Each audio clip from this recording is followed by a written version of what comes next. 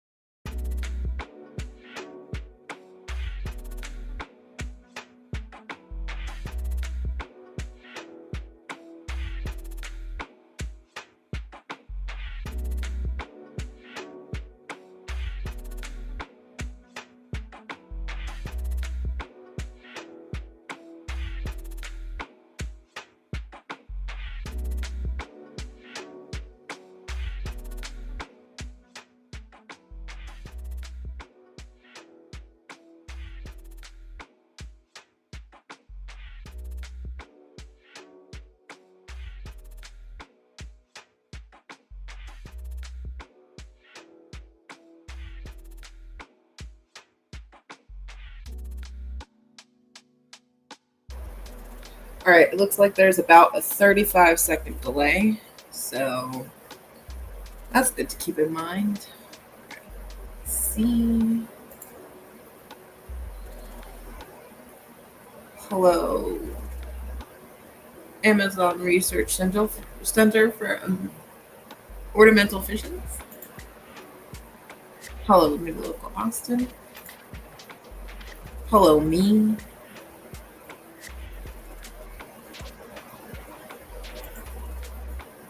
And hello, Mike. Yep, we're doing night vision.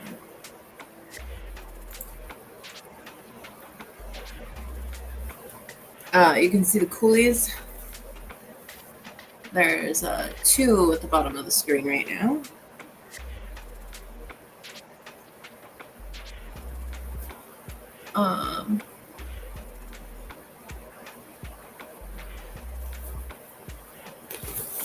Let's see.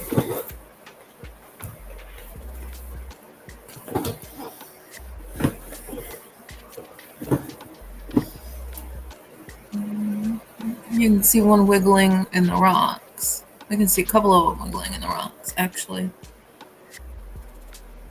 There we go. There's 3, 4. There should be 8 total. Let's see if we can find them all. I'm going to drop in some food.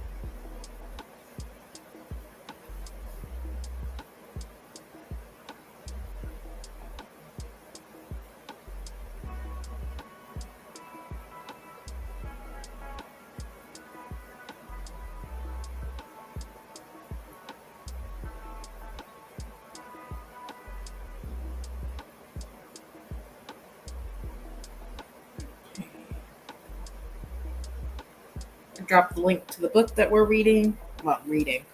What the book that I read. It's called The Manual of Tank Busters by Gina Sanford and Richard Crow.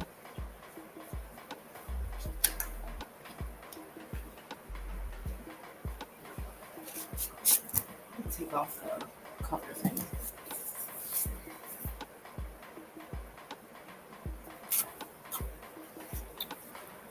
This book was published in 1991 by Tetra Press.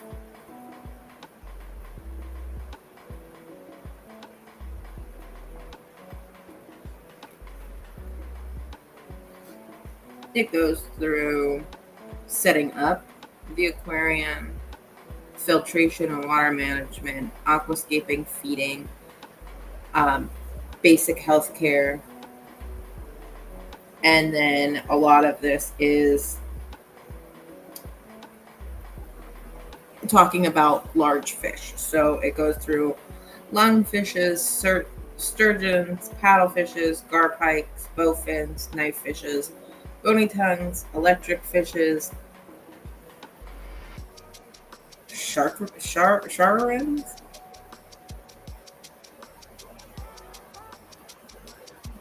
sharikins, I don't know, cyprinids, catfishes, swamp eels, Siamese tigerfish, cichlids, sleeper gobies, anabantids, snakeheads, spiny eels. And then there's the index and picture credits. The practical matters section is pretty short. It's kind of like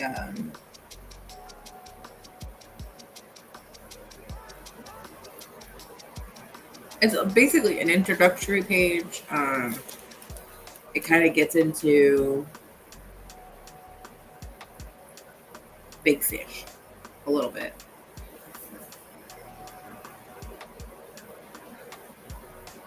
The setting up the aquarium just kind of goes over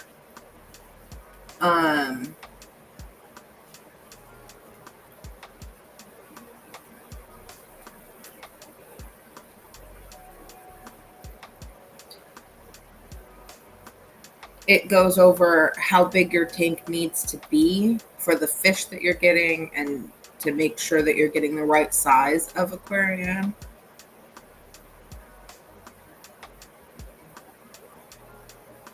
And then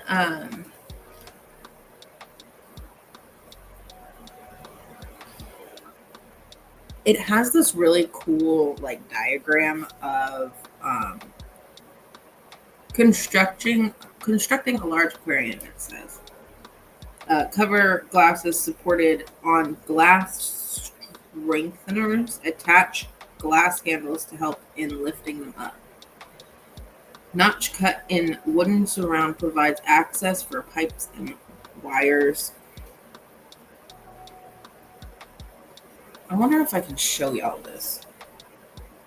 I might have to do it a bit weird. Let's see.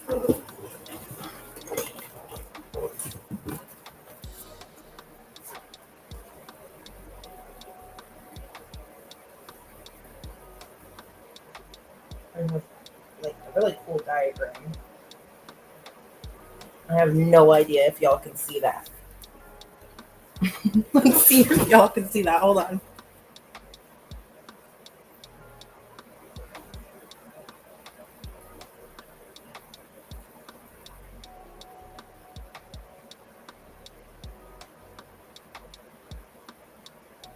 Barely. Y'all could barely see that thing. That's great. Okay. It is basically a diagram that shows a large tank on bricks.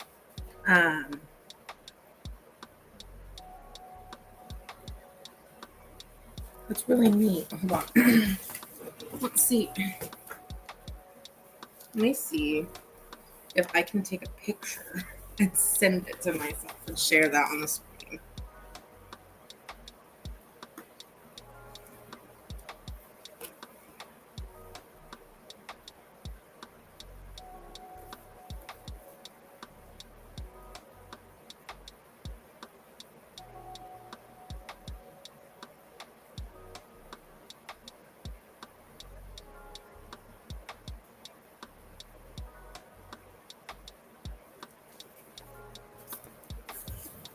Hold on, I'm gonna try and get it up on the screen somehow.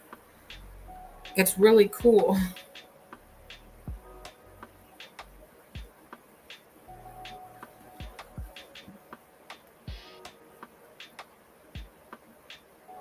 Let's see if I can pull it up.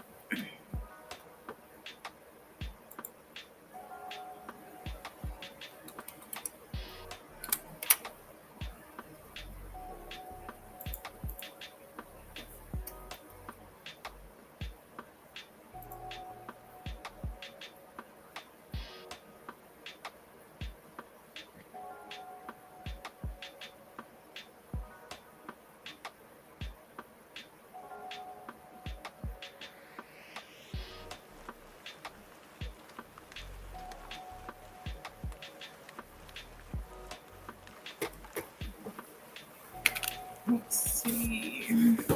Sorry, hold on. I really wanted to show y'all this.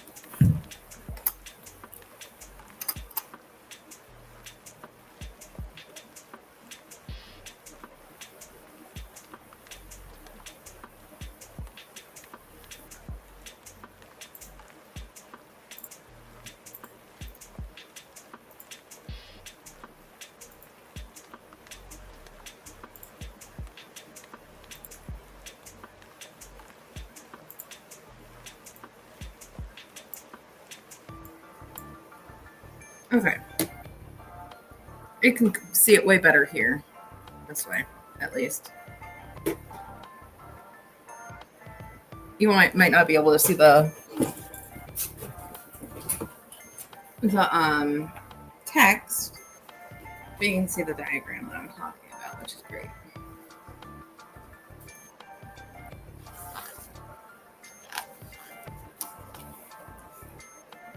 So it kind of like breaks down this tank that they have.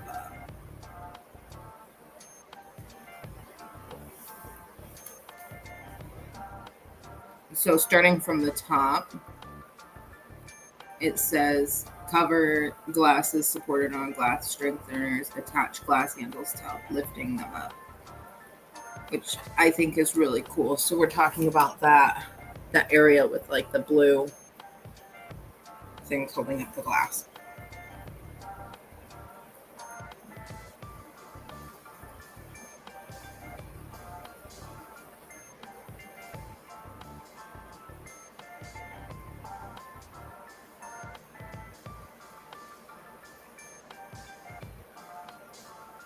But I really like the way that they made this stand with like the brick and um,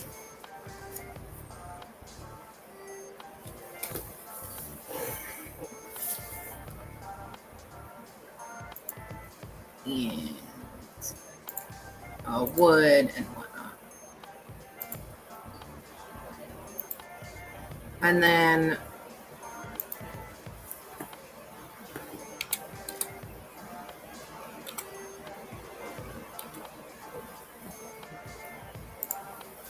there's another picture here of like the actual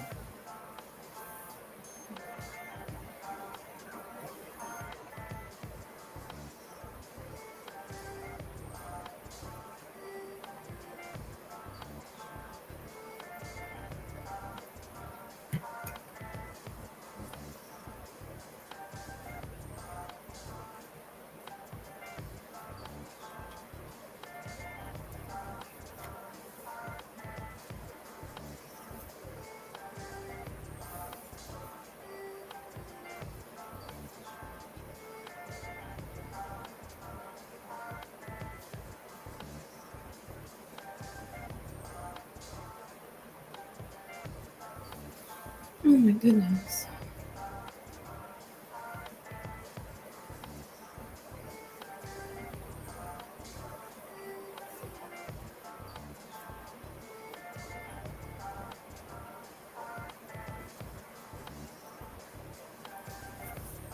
Of the actual tank. Let me pull that up too.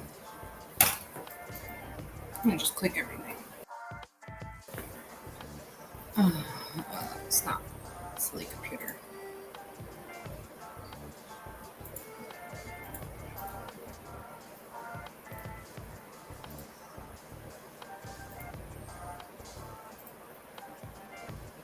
Yeah, so you can see like the actual picture of the tank that they created with that diagram, which I thought was cool. I like the brick. I typically like see the cement blocks now, but I don't see brick anymore. But the brick and the wood and the large tank, I think it just looks way better than the cement blocks.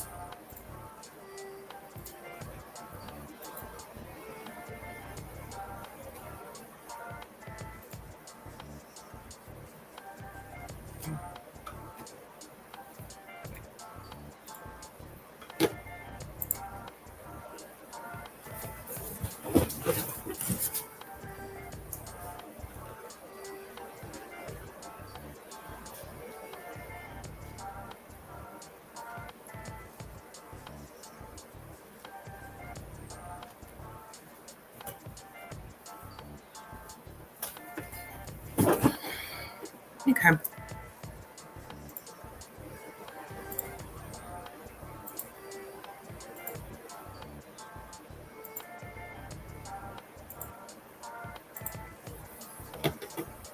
But yeah, that's in the very first section of setting up the aquarium.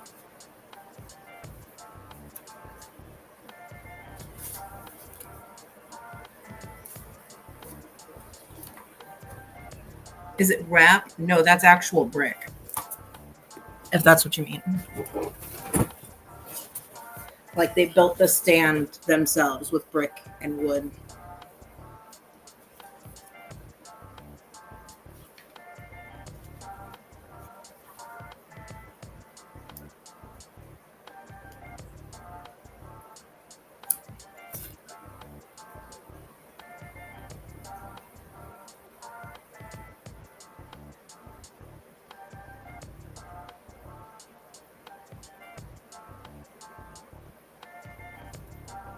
Why stop there though? Tile it with wood grain tile. Go full circle. I mean, it's you could do a lot. That's for a 79 by 30 by 30 inch tank.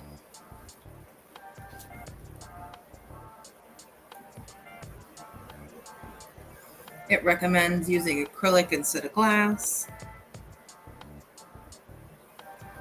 It also says that you can use indoor pools or ponds.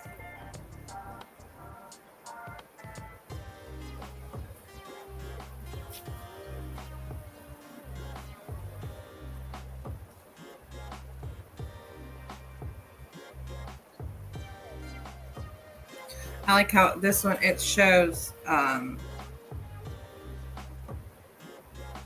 Oscar. And it says, a stately Oscar at a home in a spacious aquarium. This cichlid from South America can become a personal and, in quotes, pet. I thought that was funny.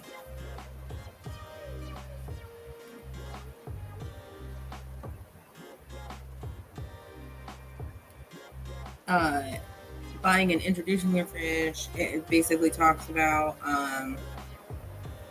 making sure that when you buy your fish, first to see what it's eating, to see if it what live food it's eating, and if it's eating. Uh,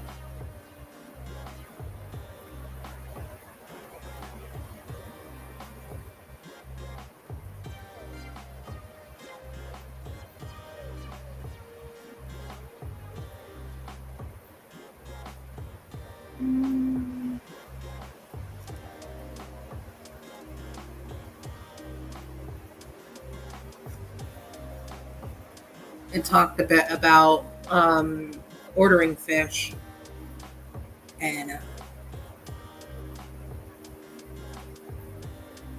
it also has like a whole section about moving your aquariums and your fish.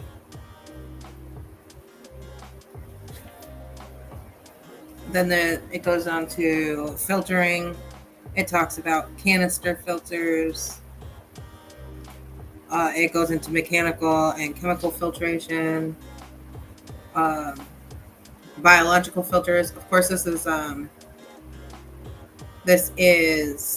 a book from the 90s, so it does talk about under gravel filters.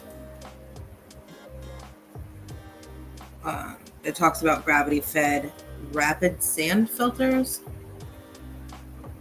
which is apparently a biological filter type. Assuming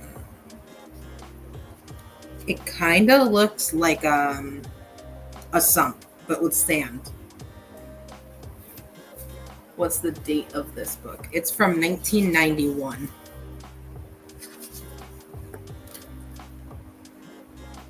Yeah, it's from 1991. But this gravity-fed rapid sand filter looks like a sump. I mean, it is a sump with sections and sand. So it's like a sand sump. Have y'all heard of sand sumps before? I tried Googling it. I couldn't find anything. So I'm sure it's not like a preferred method anymore.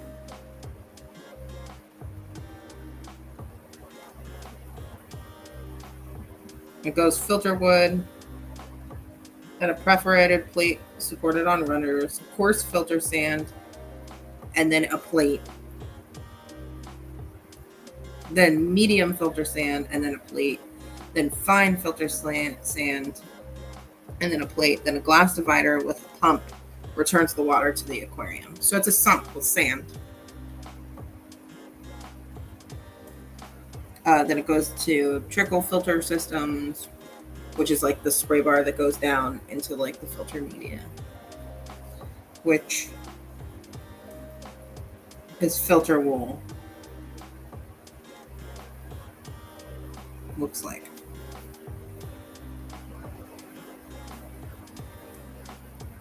Talks about water flow and how to boost it.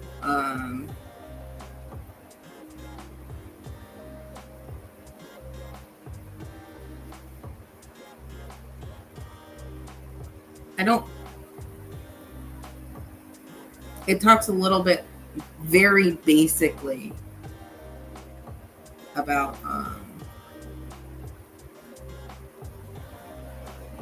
sump would be a new word to describe a sand filter. That's a sump, yeah. But not many people use sand in their sumps anymore. They use the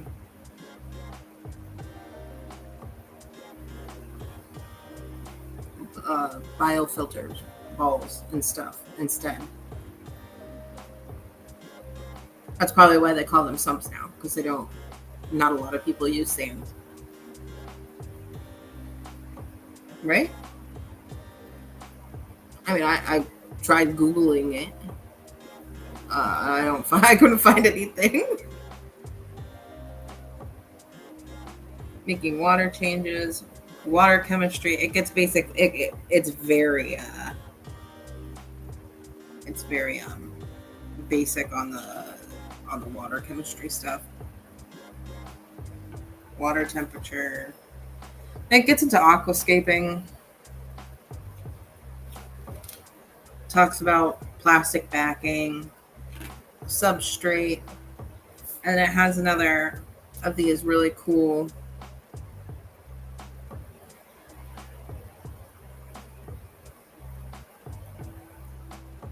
sand filter off every parking lot in the city. That's what you're describing. It reminds me of.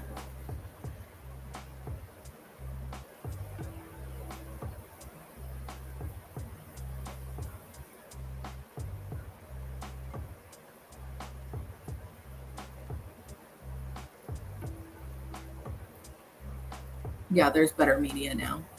That's what I thought too. Uh, there's like this little graph thing here, and it says aquascaping options in the aquarium, and it goes over 3 different things for each section. So for backgrounds, it'd be plastic backing, plain or with suitable design, can be taped or stuck to the outside of the tank. Textured cork tiles fixed on the inside with silicone sealant are excellent for attaching plants. And also consider using sheets of slate stuck with silicone sealant, but avoid leaving sharp edges. And it goes rocks. Granite and other completely inert rocks will not affect water chemistry in the aquarium. I'm not sure that granite is completely inert. It depends on where you get it from. Limestone and other calcified rocks will make the water harder. Make sure they are suitable. Pieces of slate are ideal for making terraces and caves that fish will use as hiding places. Plants attached to wood or rocks. Hardy Java fern attached to wood and rocks will thrive in all tanks. African water fern wired to a support will flourish near a spray bar. Prolific Java moss grows well and is an ideal forage for plant-eating fishes. Substrates. Fine sand with rounded grains is ideal for fishes that like to bury themselves in the substrate.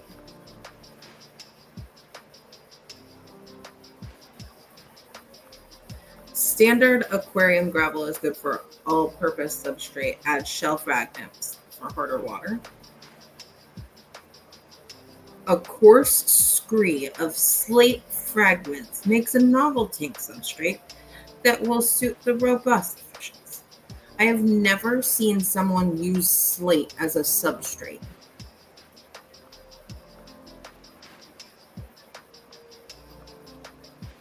Wooden substitutes. Good pieces of bogwood are expensive but make excellent features for fish and viewers. Vine groups offer a lighter, more textured look that creates a very decorative effect in the aquarium. Pieces of synthetic wood can look very convincing and are ideal for hiding items of tank hardware. Normally rooted plants and their substitutes. Amazon sword plants can be planted in baskets and the base protected with a layer of rocks. Cryptocorin species here shown planted in the substrate provide a wide choice of elegant shapes. Plastic plants may be the only option for destructive fishes, but they can look very acceptable. I thought that was cute. I liked it a lot. It talks more about aquascaping and securing rocks and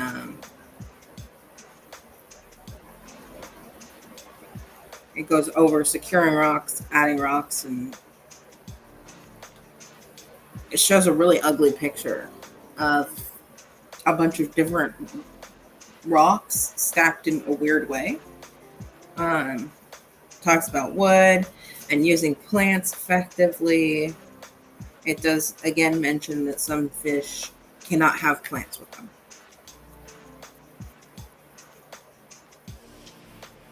Then it goes into feeding these fishes. It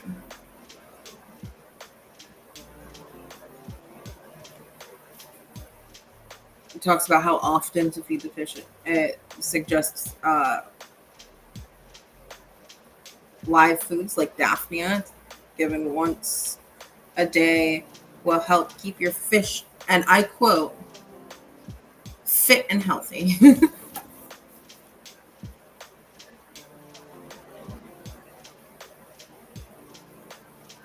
It also talks about how temperature affects feeding your fish. It talks about coping with holidays, which are vacations. It says that you should just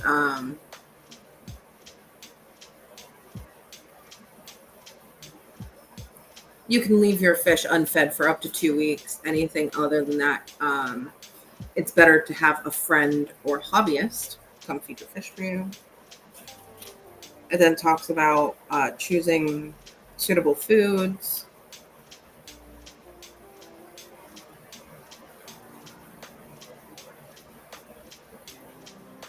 Talks a lot about live food.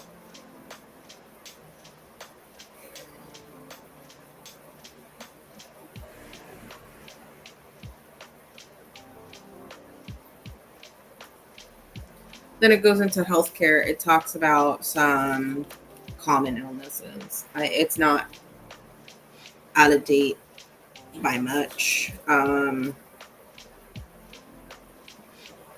It does talk about how keeping up with your aquarium and making sure that it is clean and is good to prevent. I was trying to. I think I lost the sticky note that I had in here. There was something I wanted to mention, but I can't find it.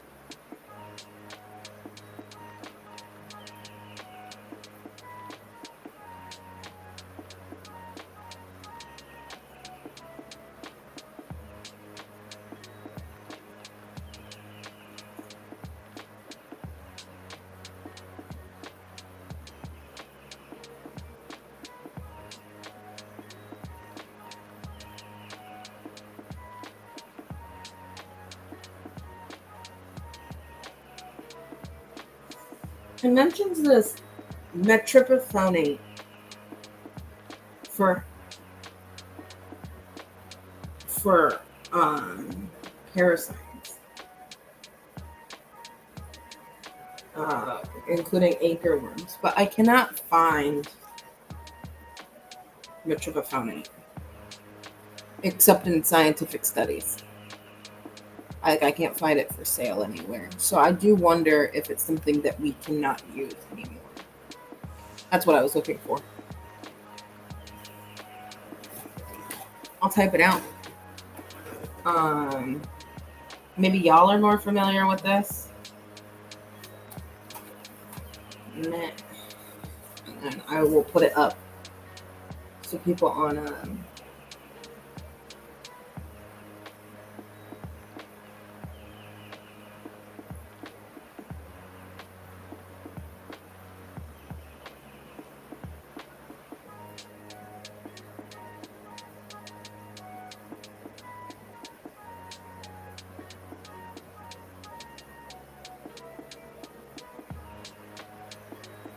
I will put it up so people who are in the replay can.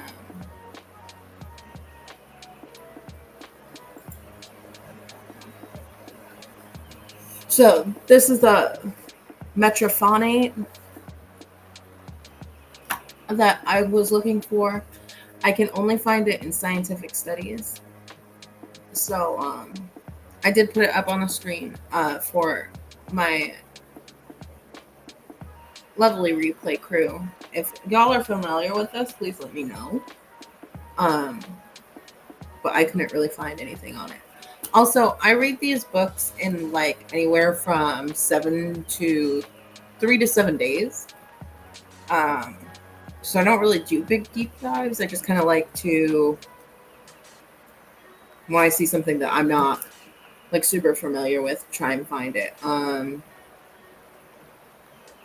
Again, also in I wasn't born when this book came out. Um, and I was probably around 3 when I got my first fish.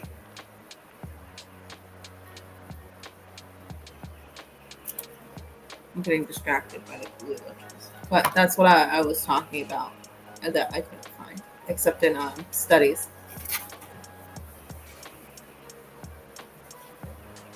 So, yeah. And then the rest of this book is talking about different types of fish. It goes from lungfishes, sturgeons, paddlefishes, garpikes, bowfins, knifefish,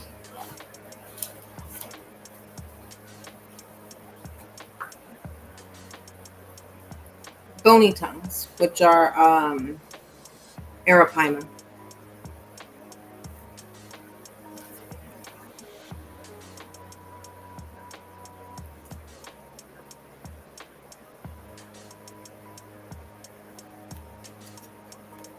Arapaima,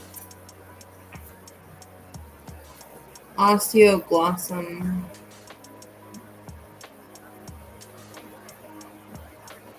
which is the black arowana.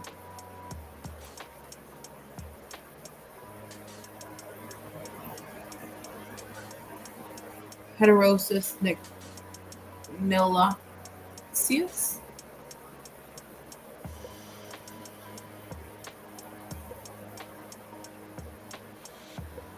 Celerapentes formosus. The rest of this is going to be me struggling to pronounce scientific names of fishes. Sorry about that. Electric fish,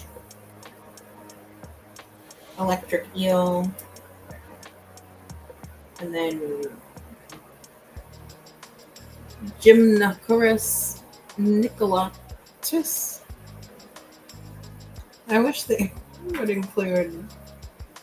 There's the electric catfish, Malaprotus electricus. It just goes through these. Pink-tailed Chalceus. I'm not going to continue doing this, I promise. It talks. There's some piranhas.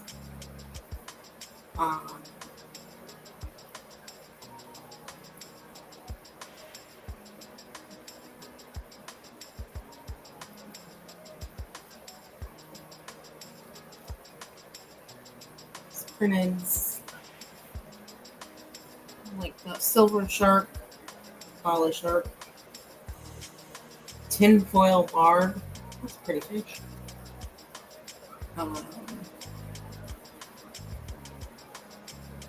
Leptobarbus ovenia.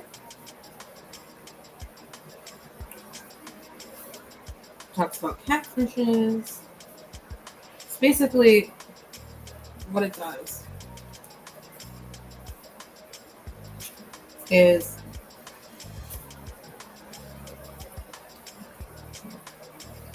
this is a good example.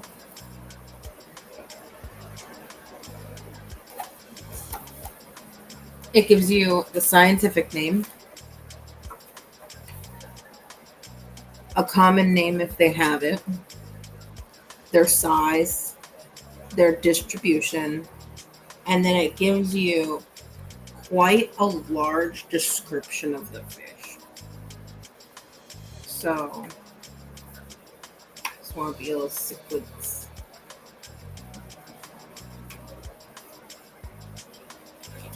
And this one, like in the cichlid one, it talks about cichlids as like a whole. And then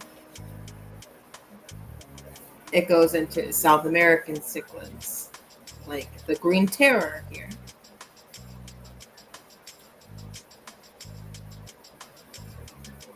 And then it goes to Oscars. It says Oscar, marble cichlid or velvet cichlid. I've never heard anybody call an Oscar anything other than an Oscar. So that's pretty neat.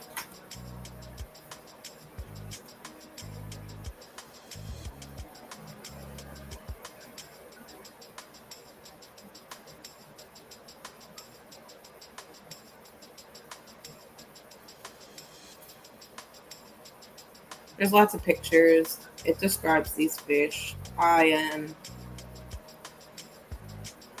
then it goes into an index. And then, so most of this book is talking about individual large fishes. The information doesn't seem that bad, but of course, with any of these older books, I would be a little bit skeptical on the information. As always, I would say filtering, lighting, and anything where technology has really advanced. Medication is probably not one of them. Medication has pretty much stayed the same for the past 50 years. There's always new things to see and to talk about.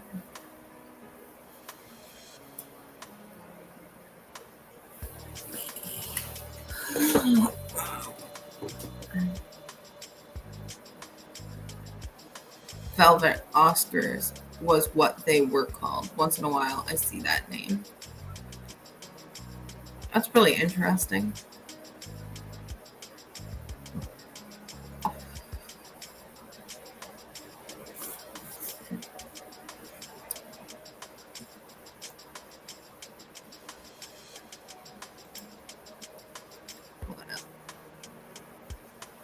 I've never seen an Oscar called anything but an Oscar, so it was really interesting to see that they have other common names. What was the ordering fish like in 1991? Like online or like through a shop or something? It looks like there was a section on that somewhere for shipping.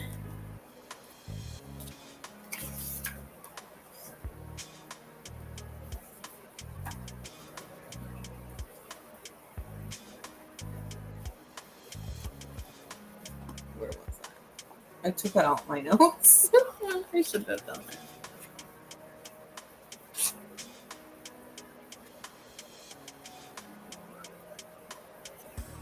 Might have been.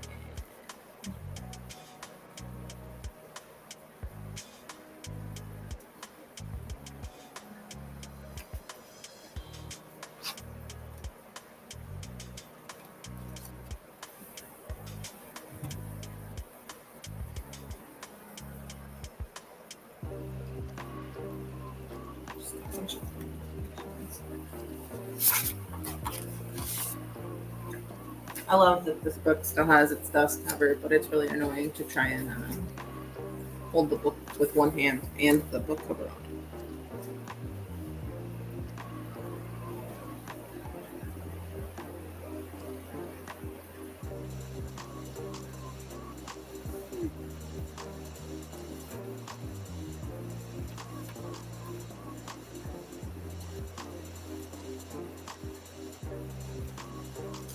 Veil Oscar is cover glass. Should be taking minutes out. Once you have your thing.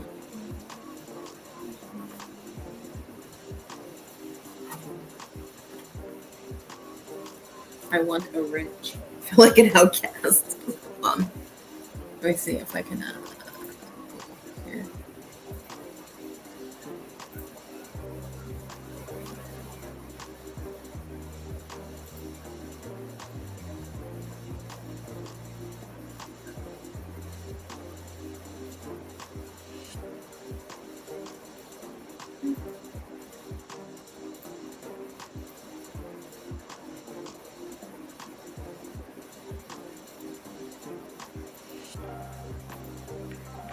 There you go. You got a wrench. I recently got a split tail Oscar. I think it just turned tail fin. LOL. Old times.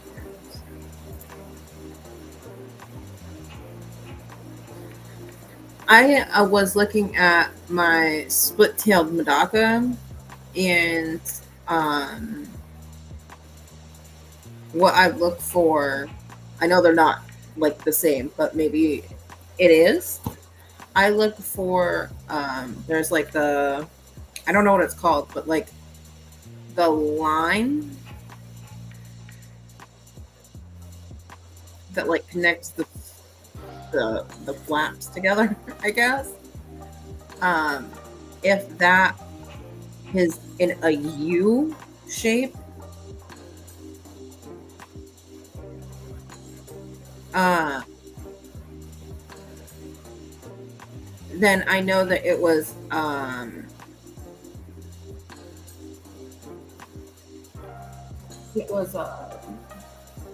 let me see if I can't find it.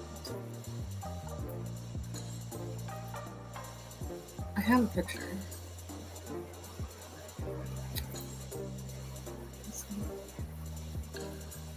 One second.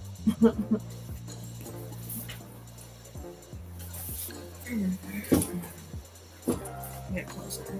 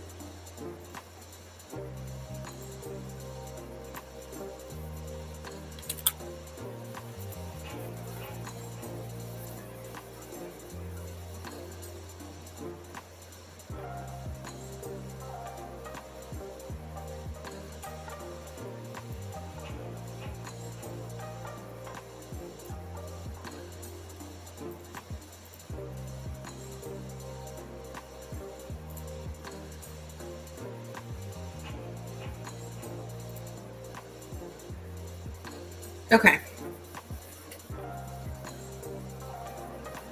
This is my female Medaka with a tail fin split. And you can see that there is that U shape here at the base of the split and like a line. That line. So that U shows me that that is something that this fish was born with instead of it being split uh, and it not connecting to something. You can kind of see like she has a couple of slits in her fins. I also have a male, but I'm not sure.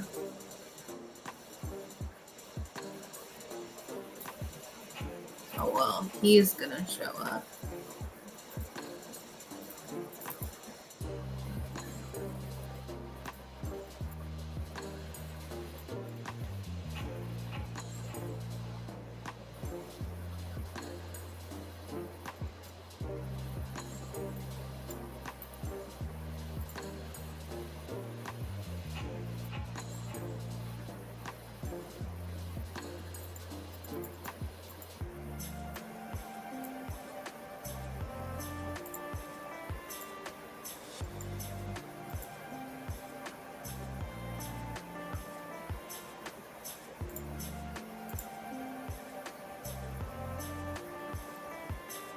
So he also has two split fins.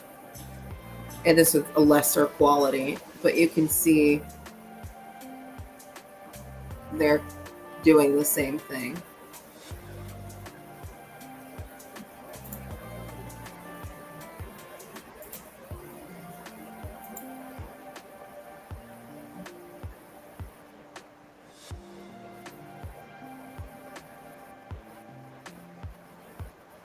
She also has nice fertile eggs there, which I wanted to show off.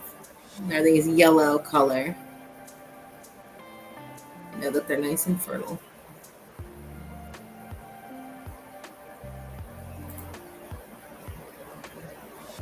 Okay.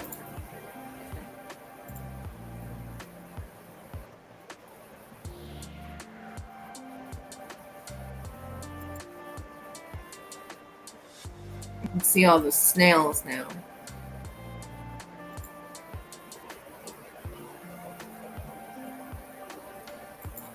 From my experience, longfin oscars eventually have splits in their tails.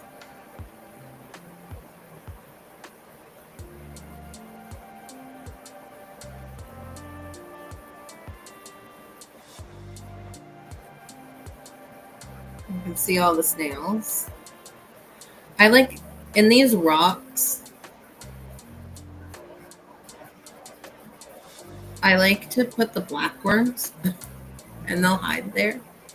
And then the cooler loaches will go through the rocks and eat the blackworms that the snails can't get to. I have to go through and remove a bunch of these snails. I just haven't gotten to it yet.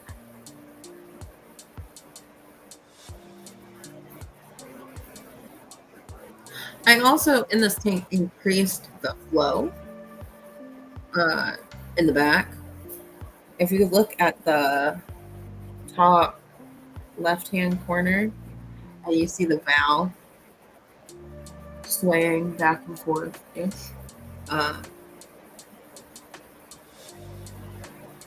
you can see that I up the flow.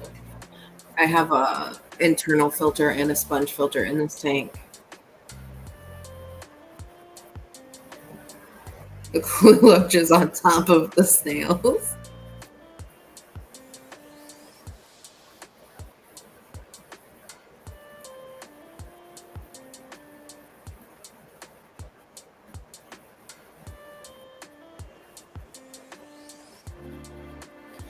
They love these rocks. I'm so glad that I picked these up.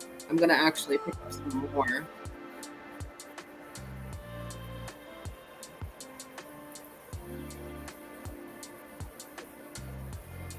These are just like black lava rocks that are like smooth, like river rocks.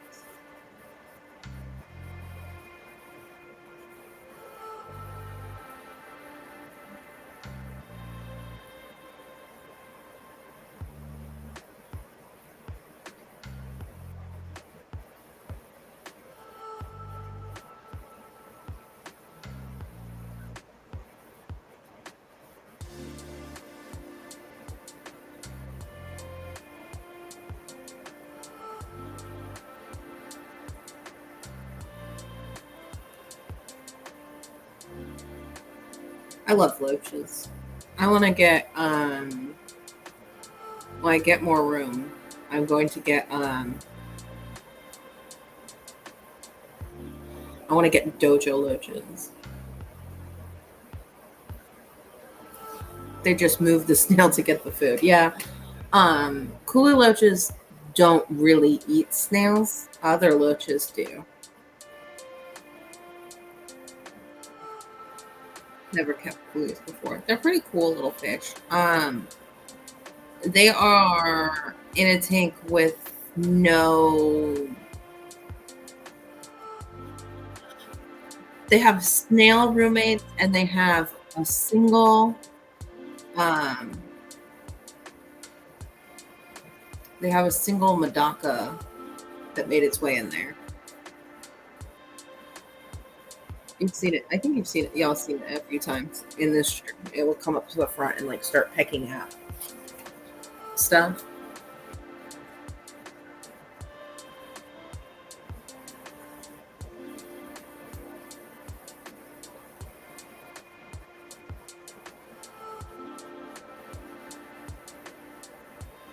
Like a miniature eel. Yeah, they are kind of like mini eels. They're really cute. I think that they have cuter faces than eels do.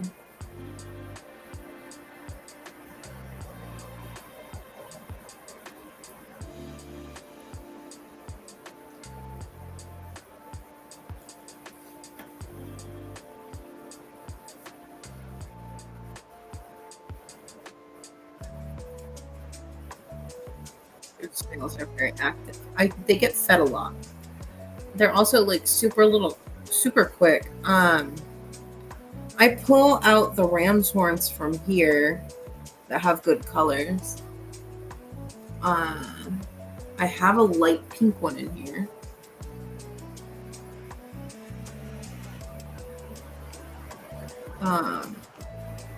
But basically, I need to pull them all out and get them into their own breeding tank so I can get better colors.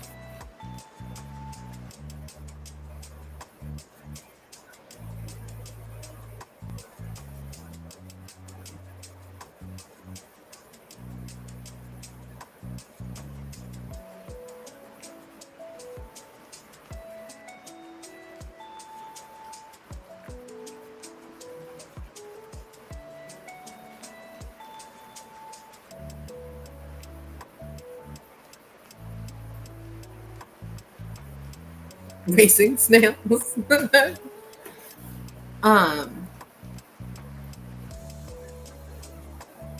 snails I like, I put with the mystery snails. The snails I don't like, I put with the ram's horns because ram's horns will eat other snails. They specifically like to eat bladder snails. I like ram's horns because they're pretty and they eat bladder snails.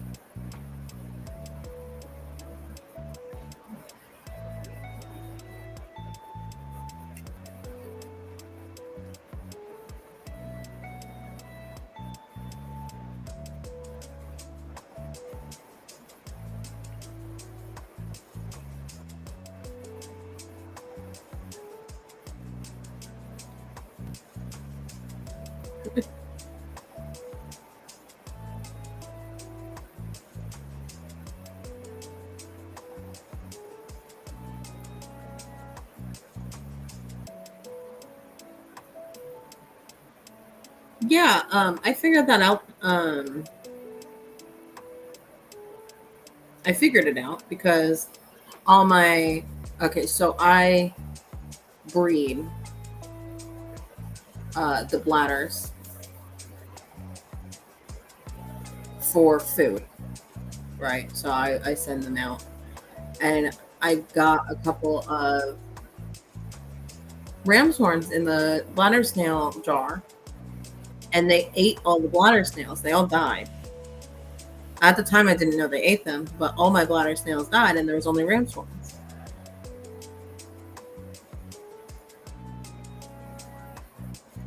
So I was very confused.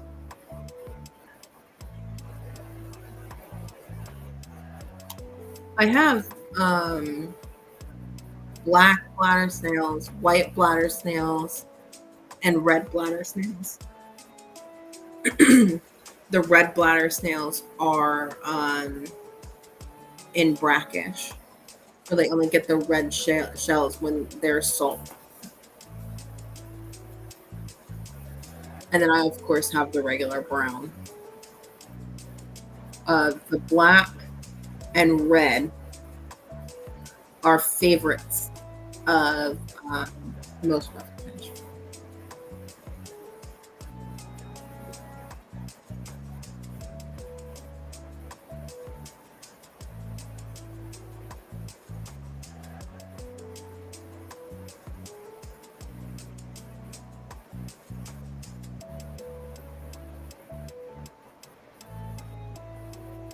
They come in colors too. Nice. Yeah, they do. White and black and brown. And then when you put the bladders in salt water, they turn red.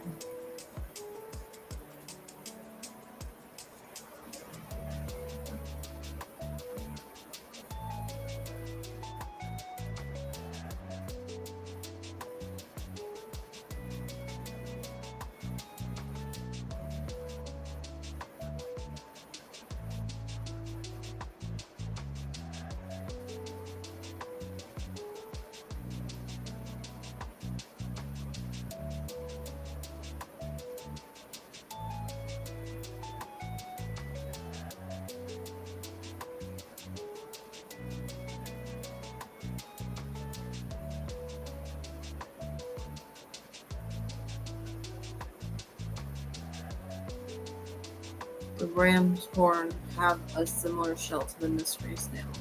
They do. I typically don't have tanks big enough for mystery. That snail just started floating. That distracted me. I typically don't have tanks big enough for mystery snails. And the tank that I do have that's big enough has a bunch of rabbit snails in it.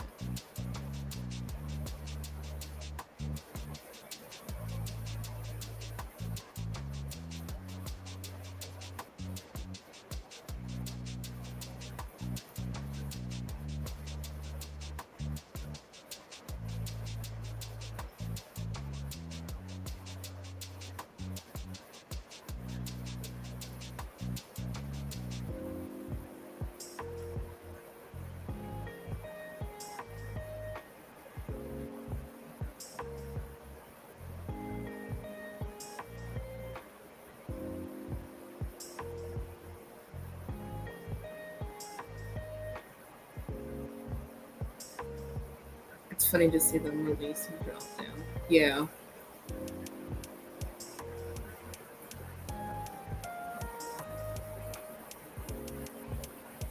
I wonder.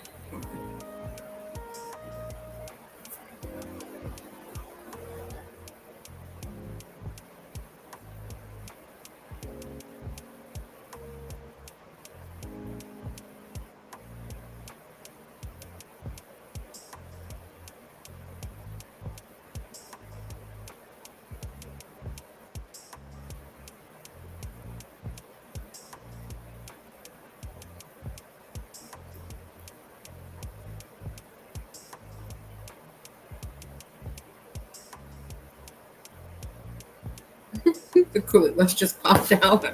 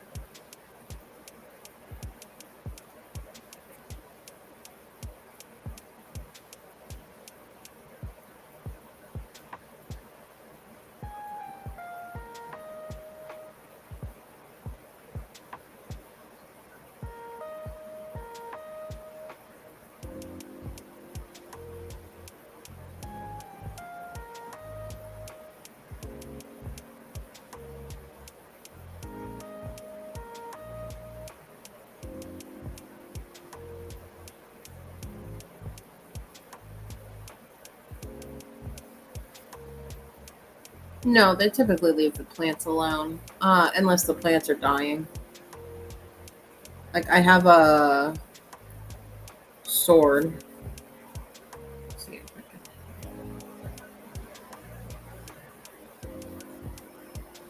see the sword over there.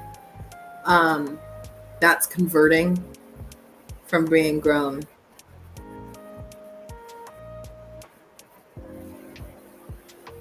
Outside of water now to being underwater.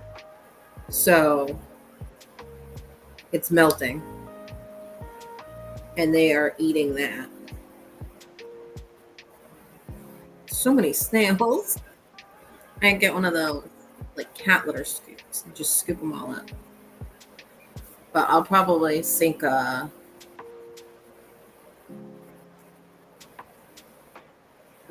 how do you call it? I'll sink a plastic breeder box and put a bunch of the algae wafers in there. And then I'll just take out all the ram's horns and hope I don't catch any coolies.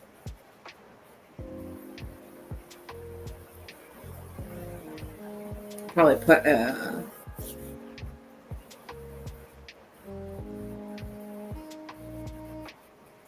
the floating snails, parasnailing. They these ones float up instead of down. Do I sell ram's horns? Yes, I do.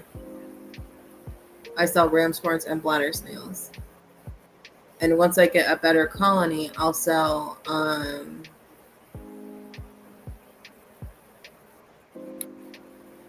the rabbit snail. But rabbit snails are pet only.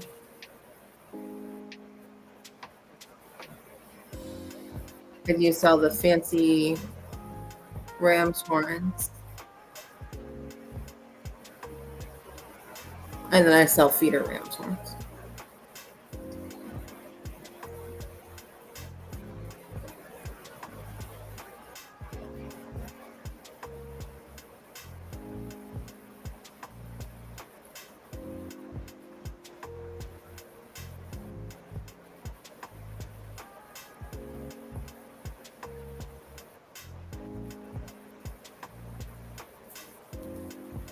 Sure.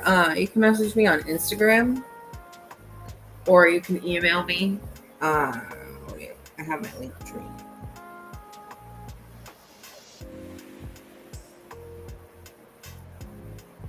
I have my link tree in my what is it called? The description of the video is live. So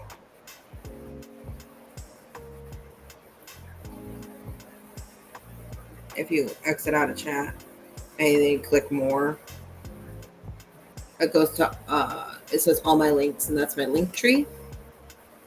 So you can go to my link tree, and the little like mail envelope thing. If you click that, you'll go to if you click the envelope, you will get directed to my email, and then there's the Instagram under the parent thing that does not have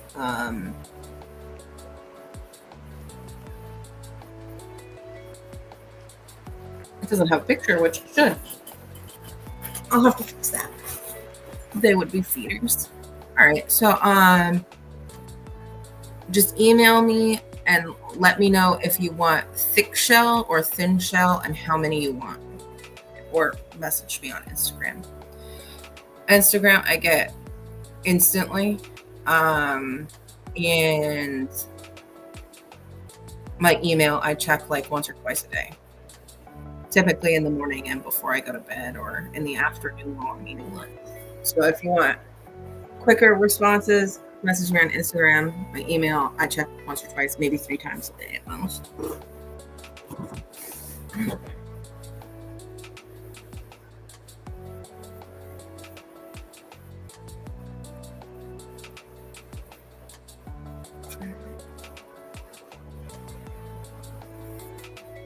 I'm going to step away from my computer for a little bit, so the audio might be a little low. So if you can't hear me, I'll just type in chat, but I am still here watching.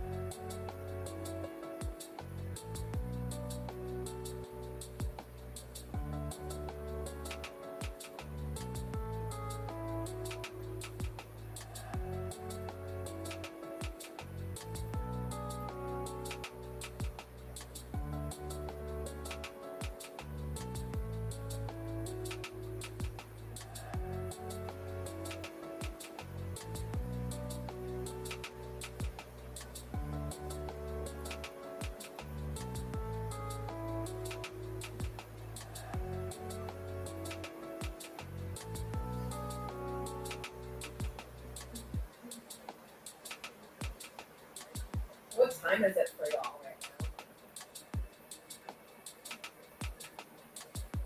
now? It's 1:34 for me.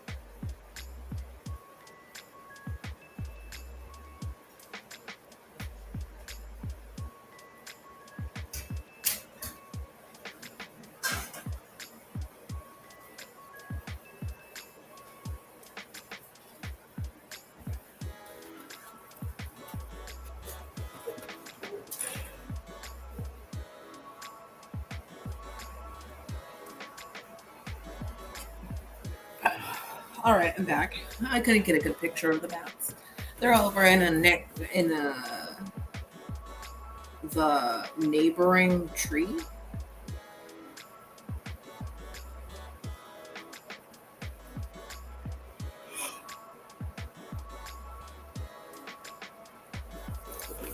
It looks like the snail pile or snail has grown.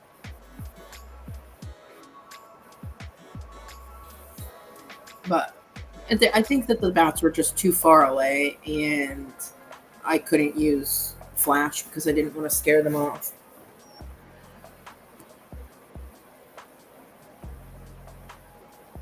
I'll have to set up one of these security cameras that I'm using for the fish tanks outside to see if I can get some bat footage.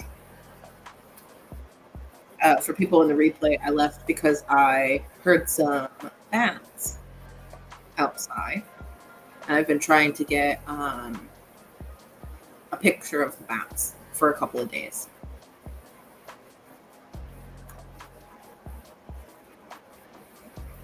But it is now 1:43 in the morning.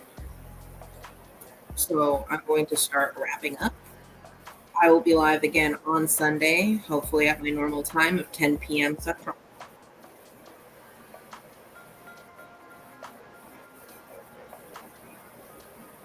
I don't know what book I'm going to do for next week. I'll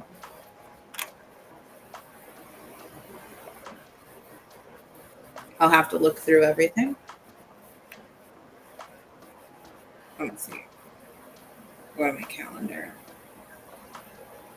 So my next Aquatic Archives is going to be on the 2nd of April.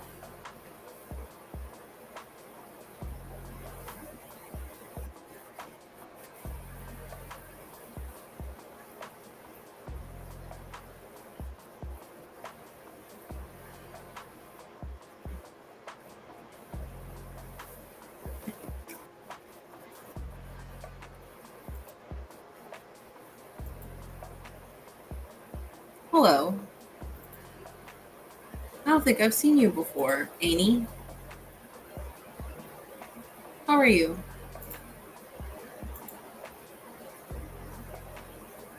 I'll try to be there. Very enjoyable live streams. Thank you. Thank you. I always appreciate when people try and stop by when I'm live or join the replay crew. I like hanging out and talking.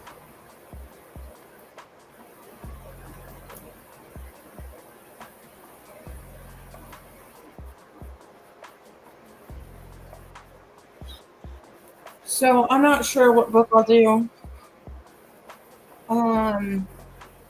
There's plenty of them. I might do. It would be great if somebody who is more into cichlids than I am would like to come up and talk about cichlids with me after I read the 2 cichlid books from the 70s, so we can kind of compare cichlid care from the 70s to cichlid care now in 2025.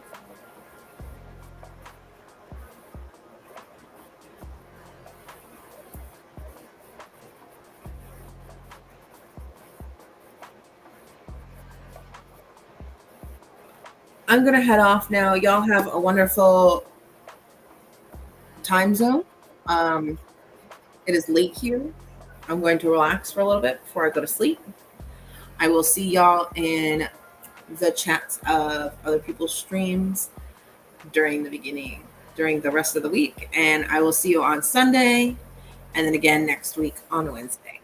Y'all have a great night or morning or day, depending on where you are. I also do art. Yes, I do. If you're interested in my art and you want to help Foxy and Peplin, I am putting up an art a custom art print on their auction I think it is April 12th.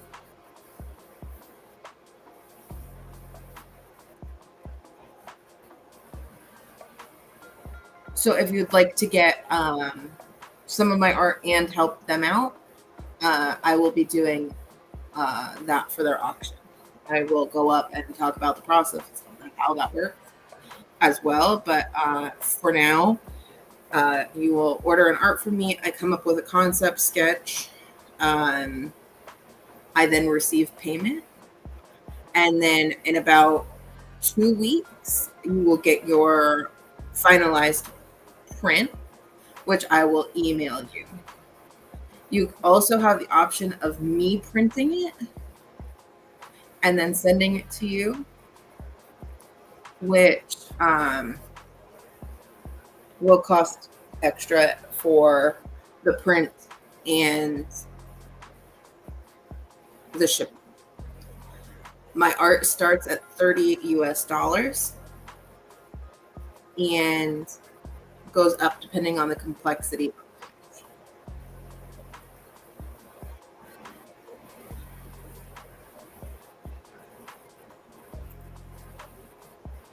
If you would like to come up next week, that would be great. Salient is not up at the time that I do my streams, or I would have asked.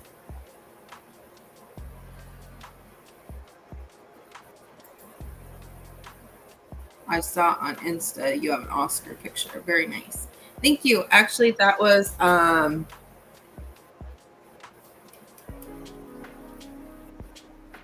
Oscar that I saw.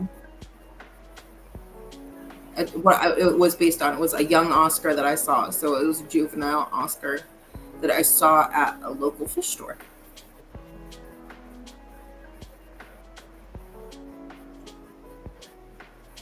Thank you. I'll get with you on Insta pics of Oscars. Sure. Like I said, I'm not sure if I'll reply tonight, but I'll probably reply in the morning if you message me now.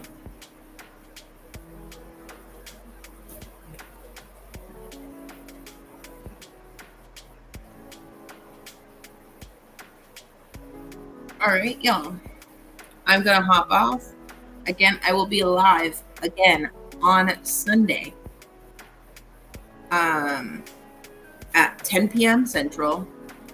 If I don't take a nap again, hopefully, I will be. I'll be live at the normal time again next Wednesday.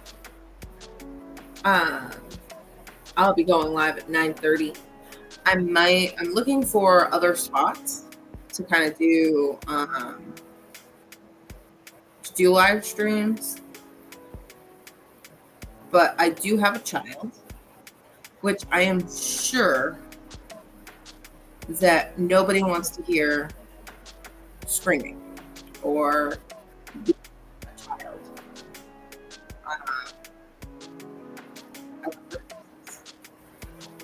But I do understand that not everybody is a person that likes children, right?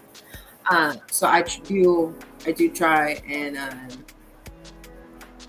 keep my streams to when she is sleeping.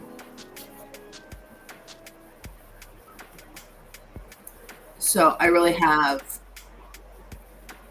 like after 9 p.m. I was thinking about doing a daytime when she's at school, but I would not be able to do it in the summer. So I don't think that would be a great idea to start right now.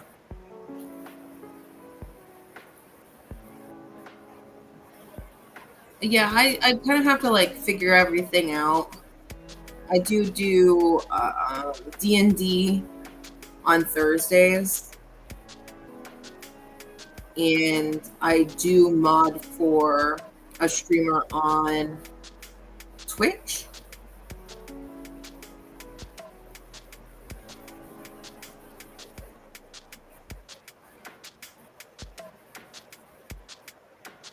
So we'll see.